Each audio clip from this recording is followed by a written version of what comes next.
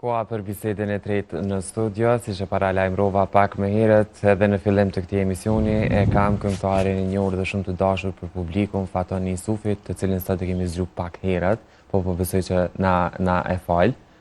Faleminderit për ftesën, kënaqësi si gjithmonë. Edhe mëngjeset janë shumë bukura, kështu që unë e kam këtë rutinë shpesht. Mbase bashkëshortja me 2 fëmijë të mëdhaj shkojnë ajo në punë, këta dy në shkollë, ndërsa anë me të voglën, edhe një gjysmore e shtym, kështu që për në kopsht, kështu që e kam... Një mëngjes ashtu kaotik familjar. S'ka lidhje sa ku mra me fjetë, për shembull si mbram, base festa dhe nejat zakonisht zgjasin më shumë, po mëngjesin e kam kështu, edhe e bëj me kënaqësi. Tani vazhdoj gjumin ndoshta ka mesdita.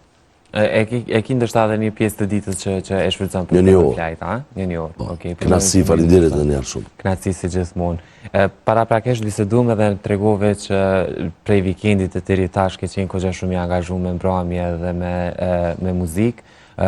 Sa po lodheni, sa po keni lodhje kështu? Atë çu doni, është ajo lodhja përgjithësisë pak, se normal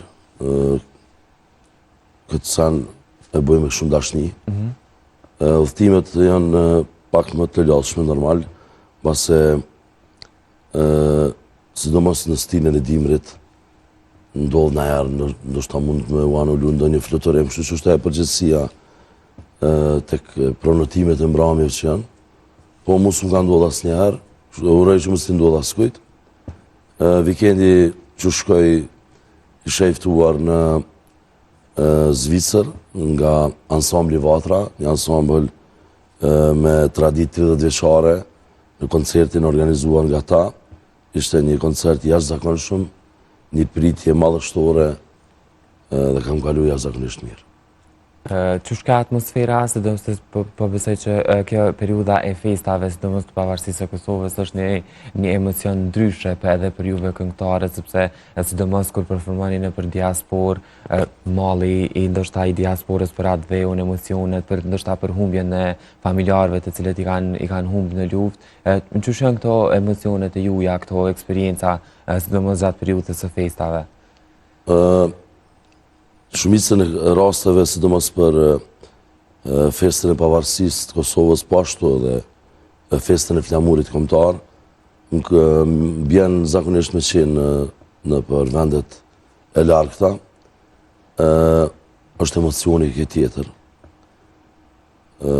Kur shefmi në një ansambël që rritën 3 apo 4 gjenerata që edhe atje kanë lindë dhe është për më emocionu se mbase i kultivojnë kulturën tonë, traditat, vallën, autoktone që i kemë, veshjet kombëtare, prezentimin e kanë fantastik. Bili kësaj here, jashtëzakonisht jam emocionu, sidomos kur i kom pa moshat e reja, duke vallëzu, duke këndu këngët që i kushtohen vendit, kështu që është emocioni pa përshkruar. Edhe i kumoru, bile kam shkru këgja një status kur isha që është për me më mburë për ata prind dhe për vlerat që ja kanë kultivu edhe fëmijëve dhe kanë trashëgu. Se nuk e kanë letë, normalisht jetuj me një vend tjetër, po falë angazhimi tyre. Normalisht ata një djelje, mund me pas pushim, dhe atë djelje ja kushtojnë aktiviteteve kulturore. Pra, edhe ti po na tregon edhe po thu që prindrit shqiptarë në diasporë, fëmijëve të tyre po ja kultivojnë goxha shumë traditën edhe kulturën shqipe. Unë e thash me sa kom has, sidomos këtu ku isha tani, aty është për një me ka vlerë shumë dhe janë për më vlerësu edhe prind që ja kushtojnë shumë fëmijëve, me ju tregu që populli jonë ka shumë vlerat maja, kulturore, artistike, po dhe të sportit, normalisht djene sukseset e shumë lojtarëve që kanë lidhë në për diasporë, që janë shumë sukses shumë në këtë ligat e botës, po edhe me artë dhe me kulturë e muzikë, janë në hapat shumë mirë. Kur jemi tek muzika, çka kemi të reja nga Fatoni, se kemi pa vitin e kalum, ke qenë kogja shumë i angazhum në përmbrëmje muzikore, po edhe me dasma, me gjana të ndryshme, po në aspektin muzikor, çka kemi me prit të reja nga Fatoni? Çdo vit jam mundu me sjell ka diçka të re, sidomos edhe unë si solo këngëtar, po ashtu edhe me grupin që jam me grupin Atalanta dhe kolegun Florian Thaç, që normalisht çdo vit mundohemi me sjell edhe ndonjë album të përmbledhuna me disa këngë. Kësaj here, këtë vit do të startoj, ndodhë që edhe me një bashkëpunim, po këtë bashkëpunim ja kum lënë në dorë producentave dhe studiot që unë bashkëpunoj që shumë vite me ta Duo Bass Records. Ata janë të e mendu se me kanë do t'jetë bashkëpunimi i radhës. Po ti me kanë kështë pas qef me pas bashkëpunimin? Me kanë në shtatë... A di qysh, Doni, unë vokali jam është pak ma i ndryshëm. Jam bas bariton edhe kështu që do të me gjetë edhe bashkëpunimin ose sidomos vokalin ose të këngëtarës, që më përshtatët pak a shumë, po për ato ja kom lënë dorë producentave që janë shumë profesionista dhe besoj që e gjenë dikon që më shkon. Po që edhe eksperimentet që janë bu, edhe eksperimentet që janë bu në muzikë, ndoshta nga artistë të tjerë, dy bashkimet të gjeneratave të ndryshme, apo një reper me një këngëtar të muzikës popullore, kanë dalë kogja bukur, prandaj të pyeta se me kënd ndoshta e kështë pa vetën në një bashkëpunim Fatoni personalisht, pa i përfshin ndoshta producentat dhe pjesën tjetër të punës që të e bën me përpikmëri dhe me shumë përkushtim. Nuk i kësha pas problem, besoj, me askënd. Unë kër e kom fillu karierën dhe kër kanga e pare jam ka qenë me edhe me një dyshe, ka qenë me një repist, edhe me një kolege të amë këngëtare, paraqitja e pare jam e publike si këngëtar, kështu që nuk e kam tash edhe problem, me pas edhe kësi lloj kombinimesh. Bashkëpunimet që me përmend dhe ka qenë edhe një ndër këngët ma të mira që edhe du ka qenë me të madhe Ramadan Krasniqi Dani, është një super balad para disa viteve, po tash është bashkëpunimi është në rend të parë, ndërsa kam edhe projekte tjera që vinë në këtë vit, edhe tash edhe me grupin kemi një këngë të re që do të lansohet normalisht zakonisht i lojmë pak para sezonit veror. Mundesh me ndonë një detaj për këtë projekt të cilin keni me sjellë para verës këtu në studion e Hashtag Gjesi? Po, është një këngë e re, është këngë normalisht që është për ahengje, sidomos për dasma, por nuk është këngë e dëgjuar, është tamam këngë me tekst dhe aranzhman dhe orkestrim nga Duo Bass Records, po besoj në ka fillimi muaj qershor vetëm do të lansohet. Edhe me videoklip normalisht.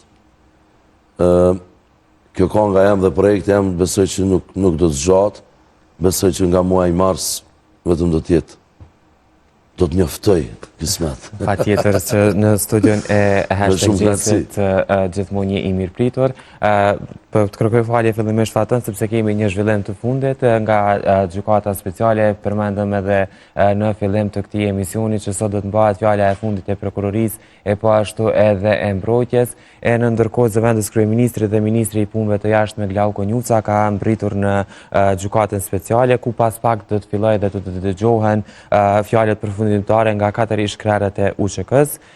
Zëvendës kryeministri dhe ministri i punëve të jashtme Glauko Njuca ka thënë që lufta e UÇK-s është e drejtë. Po besoj që regjia ka gati deklaratën për ta ndjekur dhe për të kthyer më pas dhe ta zhvillojmë bisedën në studio. Si krye diplomat edhe e dyta. Nuk është konstatimi gabuar nëse them që ish ministrja që ka qenë, nuk është që ka bërë diçka të madhe në lidhje me këtë proces. Edhe kjo është një vërtet absolute sepse dihen qëndrimet e saj. Çka kemi ndryshuar në raport me takimet tuaja me diplomat që ku jeni me ta me ju tregu shumë shkile që ka ndodhur në këtë gjykatë. Ne secili bëjmë atë që kemi obligim dhe i gjithë shteti mendoj që ka qenë në funksion të kësaj të vërtetë që unë po them, për luftën e UÇK-s, nuk kishte ndërmarrje kriminale në ushtrinë qytetarët të Kosovës. kjo është e vërtetë dhe kjo e vërtetë ka me dalë në këtë gjykatë. Nuk ka në zemër të që kësë dërmare kriminale. Ushtria qëllimtare e Kosovës ka qenë ushtrie drejt, e krijuar drejt për drejt për i popullit Kosovës. Prej kërkujt prej larti nuk është kriju ushtria qëllimtare e Kosovës. Ajo ka marrë hapë sidomos pas epopes legjendare të Jasharëve, edhe rënjës komandantit legjendar Adem Jashari, zbashku me Hamzën, zbashku me Bacin Shabana dhe me 58 antarë tjerë të familjes, ka marrë hapë, është masivizu ushtria qëllimtare e Kosovës. Kanë shku aty me mira ushtarë, burra e gra, më të mirë që i ka kumbi jonë, për me mbrojt popullin tonë, prej gjenocidit Serbisë. Kjo është e vërteta dhe kjo e vërtetë ka më konfirmu edhe në këtë gjykatë. A mo çka do të bëni ju, zoti për një sa për... Ndoqëm një...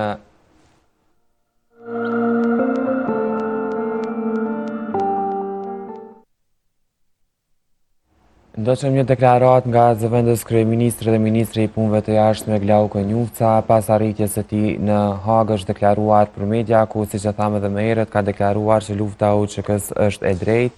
Ai ka shkuar atje për ta ndjekur nga afër zhvillimin dhe seancën përfundimtare të mbrojtjes dhe prokurorisë, pra fjalën e fundit nga prokuroria dhe mbrojtja e të akuzuarve, pra e shkrerëve të UÇK-s, Hashim Thaçi, Kadri Veseli, Recep Selimi dhe Jakub Krasniqi, ku të plot mund të ndeshni pas pak në televizionin të shtatë.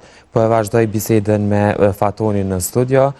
Faton, e përmende edhe te, po e kemi thonë qysh në fillim të këtij emisionit që po përgatiten shumë albume, këndimi live është duke u bë kogja një farë përgjithësie për shumë artist, për shumë këngëtar të cilët e kanë marrë ndoshta më seriozisht pjesën e këndimit live. Duke qenë se prej fillimit të karrierës tane deri sot ke qenë idhëtar i këndimit live, sa po të gëzon ky fakt që ma në fund ndoshta edhe kolegët e tjerë të cilët dikur kanë këndu playback edhe nuk i kanë kushtuar ndoshta shumë rëndësi projekteve muzikore, sot po e marrin shumë më seriozisht krejt punën edhe krejt projektet e tyre të cilët po i realizojnë.